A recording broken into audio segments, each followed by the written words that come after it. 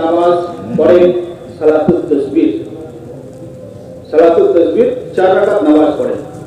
তার তরতিব এই হাদিসের মধ্যে যেটা আছে সে হাদিসের তরতিব হলো যে প্রথমে আপনি নামাজের নিয়ত বেঁধে যে তরতিবে নামাজ পড়া হয় সানা, সূরা ফাতিহা এবং তার সাথে একটা সূরা মিলাওয়াত করে তারপরে 15 বার সুবহানাল্লাহ আলহামদুলিল্লাহ লা ইলাহা ইল্লাল্লাহ আল্লাহু আকবার এই তাসবিহ 15 বার করতে হবে।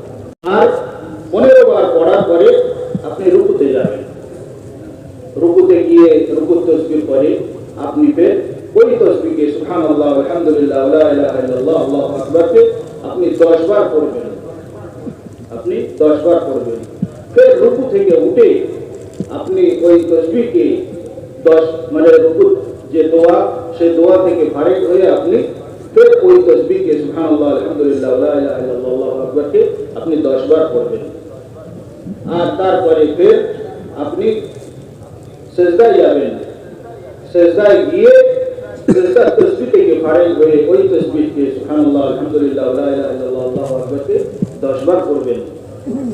আর ফের রুকু থেকে আর সিজদা থেকে উঠে আপনি এই তাসবিহকে 10 বার পড়বেন। আর ফের দ্বিতীয়বার সিজদায় গিয়ে আপনি এই তাসবিহকে 10 বার পড়বেন। সিজদা থেকে উঠে না দাঁড়িয়ে মাঝখানে বসে জলসাতুল ইস্তিরাহাতে আপনি এই তাসবিহকে 10 বার পড়বেন। এটা হলো এই হাদিসের তরতিব। আর তারপর 10 বার পরে আপনি ফের উঠে পড়বেন বিনা তাকবীর বলে যেহেতু তাকবীর প্রথমে বলা হয়ে গিয়েছিল উঠে পড়লেন। তারপরে ফের ওই একই জিনিস এটা 75 বার হয়ে গেল। এরকম ভাবে 75 বার এই তাসবিহ হয়ে গেল। তো এইভাবে 4টি রাকাত আপনি পুরো করবেন।